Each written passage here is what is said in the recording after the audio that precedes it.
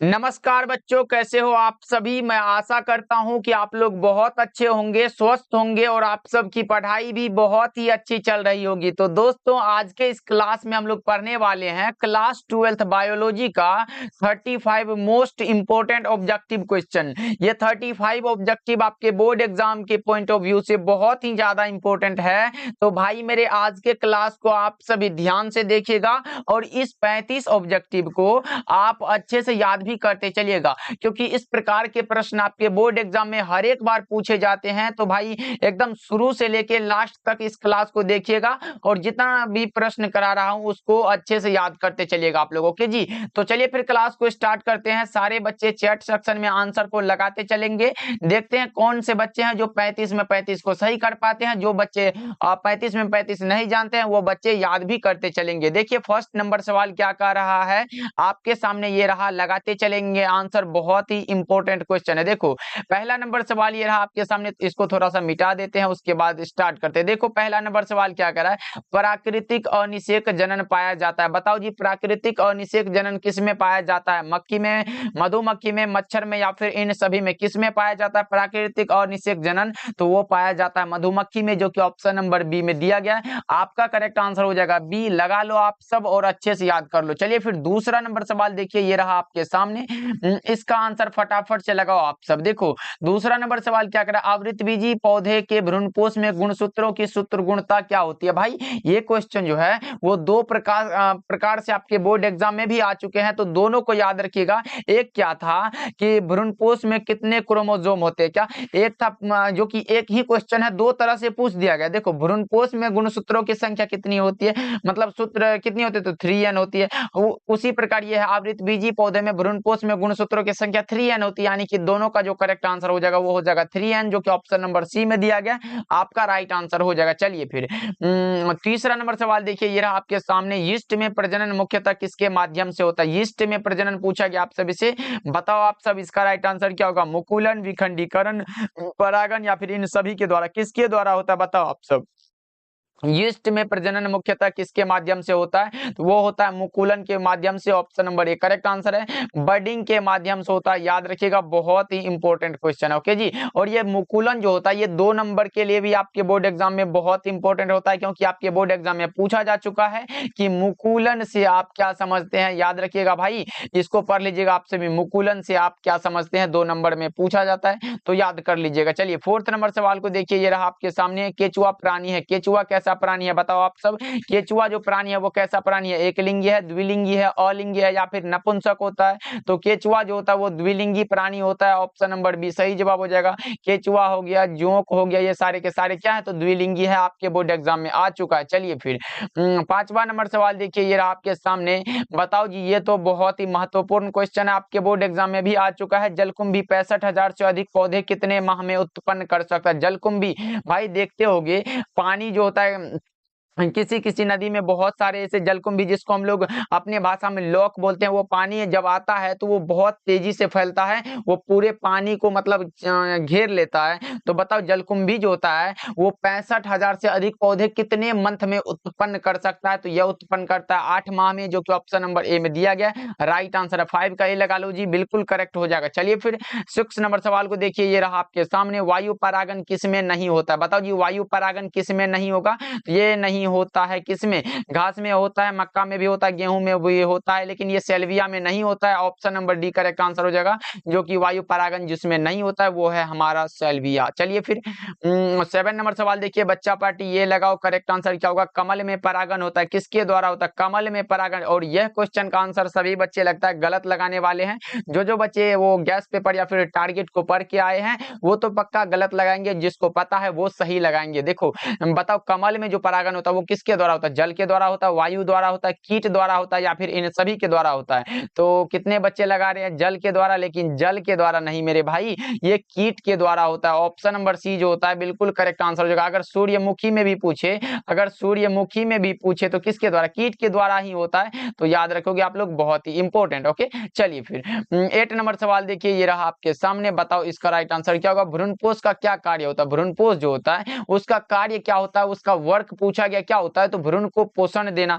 बस option number B आपका right answer हो जाएगा। 8 का B is the right answer, आप लोग याद रखोगे, बहुत ही महत्वपूर्ण। चलिए फिर 9 नंबर सवाल देखिए, फटाफट से आंसर लगाते चलेंगे सभी बच्चे और देखते हैं कितने बच्चे हैं जो लास्ट तक हमारे साथ बने रहते हैं। अरे भैया क्लास को अभी तक लाइक नहीं करे हो आप लोग, फटाफट से जितने भी बच्चे हमारे साथ जुड़े हैं क्लास को लाइक कर देंगे और चैनल पे पहली बार जुड़ रहे हैं तो क्या करेंगे, सब्सक्राइब भी जरूर करेंगे। ओके जी, चलिए इसका आंसर लगाइए। एक प्रारूपिक आवृतबीजी भ्रूणकोष कैसा होता है, तो ये 7 कोशिकीय होता है। Option number D correct answer हो जाएगा 9 का। चलिए फिर 10 नंबर सवाल देखिए क्या कह रहा है, पुष्प के नर जनन संरचना को क्या कहते हैं, दोनों बता दे रहा हूं, नर जनन और दूसरा कौन सा होता है, तो मादा जनन होता है। तो देखो अगर मादा पूछे तो मादा में क्या होता है, पुष्प के अगर नर जनन अंग की बात हो तो वो हमारा हो जाता है पुमंग और मादा जायांग होता है, जिसको हम लोग स्टामेन कहते हैं। कौन सा स्टामेन बोलते हैं, इसको भी आप याद रखिएगा। किसको, पुमंग को बोलते हैं भाई, इसको याद रखिएगा।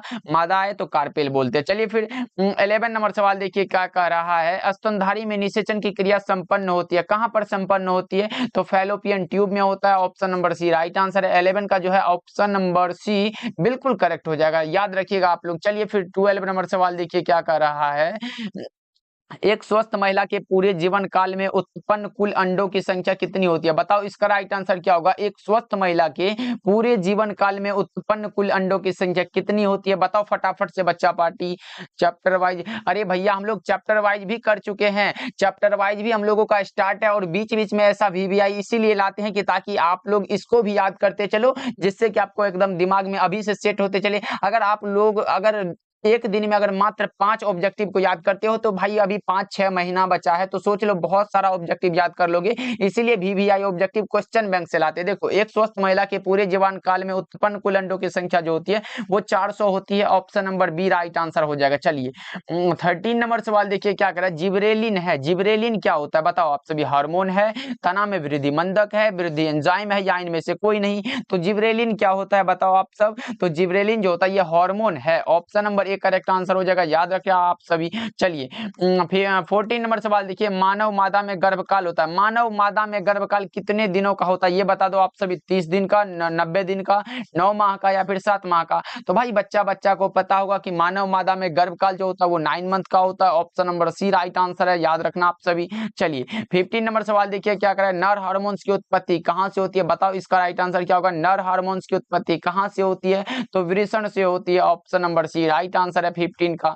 चलिए फिर 16 नंबर सवाल देखिए ये रहा आपके सामने, बताओ इसका राइट आंसर बताओ, भारत में प्रथम जनगणना कब प्रारंभ हुई थी, भारत में प्रथम जनगणना कब प्रारंभ हुई थी, बताओ इसका राइट आंसर क्या होगा। तो यह हुआ था, भारत में प्रथम जनगणना जो प्रारंभ हुआ था वो कब हुआ था, 1872 में, और किसके द्वारा, तो ब्रिटिश इंडिया सरकार के द्वारा होता। Option number D correct answer हो जाएगा, याद रखिएगा आप सभी, ऑप्शन नंबर डी जो है आपका करेक्ट हो जाएगा। चलिए 17 नंबर सवाल देखिए ये रहा आपके सामने, उच्च मृत्यु दर के कारण जनसंख्या में तीव्र ह्रास, यानी कि जनसंख्या का तीव्र ह्रास यानी कि नीचे होना क्या कहलाता है, बताओ आप सभी।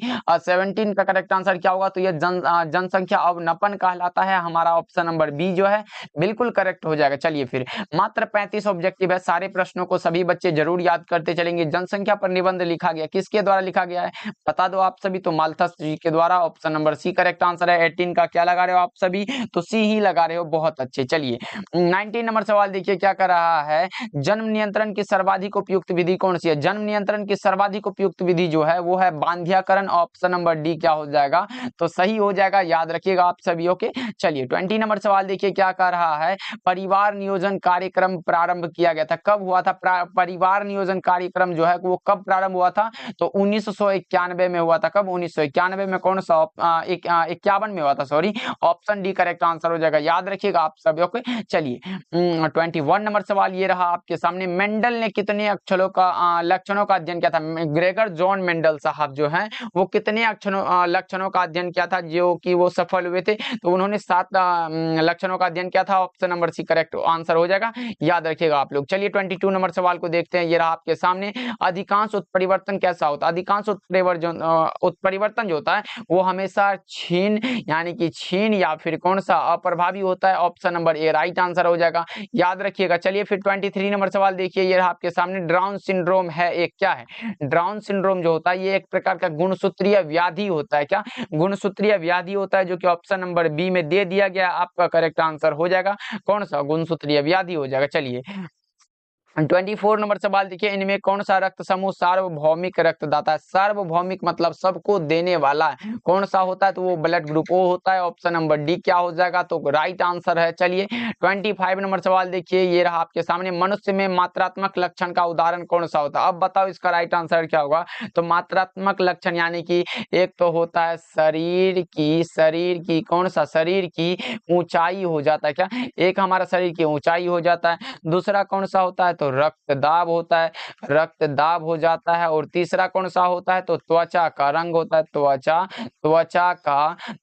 का रंग हो जाता है। बस याद रखिएगा इतना, कोई एग्जांपल बहुत है। ऑप्शन नंबर कौन सा? बी में दिया गया, त्वचा का रंग हो जाता है। चलिए 26 नंबर सवाल देखिए, निम्न में से कौन मोबाइल अनुवांशिक पदार्थ है? निम्नलिखित में कौन सा है जो मोबाइल अनुवांशिक पदार्थ होता है? तो वो होता है ट्रांसपोजोन एवं जंपिंग जीन होता है। Option number D correct answer हो जाएगा, क्योंकि बी और सी हमारा करेक्ट आंसर हो जाएगा। चलिए 27 नंबर सवाल देखिए, ये रहा आपके सामने, ओपेरोन मॉडल क्या प्रदर्शित करता है? ओपेरोन मॉडल जो प्रदर्शित करता है वो क्या प्रदर्शित करता है? तो वो जीन का रेगुलेशन प्रदर्शित करता है। Option number C correct answer है। और आप लोगों से एक क्वेश्चन है, बताओ आप सभी, ओपेरोन मॉडल को किसने प्रस्तावित किया था? एक बार चैट करके फटाफट से सभी बच्चे बताएंगे कि ओपेरोन मॉडल किसने प्रस्तावित किया था। बताओ फटाफट से सभी बच्चे, ओपेरोन मॉडल किसने प्रस्तावित किया था? बताओ। तो ये क्या था? जेकब मोनोड ने, याद रखिएगा आप लोग। चलिए फिर 28 नंबर सवाल देखिए, क्या करा? डीएनए से एमआरएनए बनने की क्रिया को क्या कहते हैं? बताओ 28 का करेक्ट आंसर क्या होगा? डीएनए से एमआरएनए बनने की क्रिया को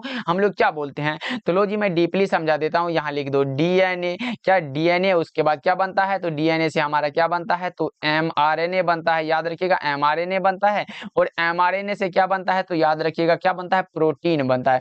ये हो गया, प्रोटीन बनता है। अब देखो जी, अगर डीएनए से एमआरएनए बन रहा है तो उसको हम लोग क्या बोलते हैं? बता दो आप सभी फटाफट से। तो उसको हम लोग बोल देते हैं ट्रांसक्रिप्शन। क्या? यहाँ उसको बोलते हैं ट्रांसक्रिप्शन बोलते हैं। याद रखिएगा आप सभी, इंक्रिप्शन हो जाता है। और दूसरा क्या हो जाता है हमारा? ट्रांसक्रिप्शन के बाद क्या होता है? तो ये अगर एमआरएनए से प्रोटीन बन रहा है तो उसको हम लोग बोलते हैं क्या? ट्रांसलेशन बोलते हैं। याद रखिएगा, इतना को याद रखिएगा, क्योंकि अगर डीएनए से एमआरएनए बन रहा है तो उसको हम लोग यहाँ ट्रांसक्रिप्शन, थोड़ा अलग है भाई, लिखो जी। ऐसे होता है ट्रांसक्रिप्शन जो होता है, यो ऐसे होता है ट्रांस होता है, क्रिप्शन होता है, क्रिप्शन हो जाता है ऐसे। ट्रांसक्रिप्शन, डीएनए से एमआरएनए बन रहा है तो ट्रांसक्रिप्शन होगा, और एमआरएनए से प्रोटीन बन रहा है तो ट्रांसलेशन होगा। यहाँ क्या पूछा गया? डीएनए से एमआरएनए यानी कि ट्रांसक्रिप्शन, राइट आंसर हो जाएगा। याद रखिएगा,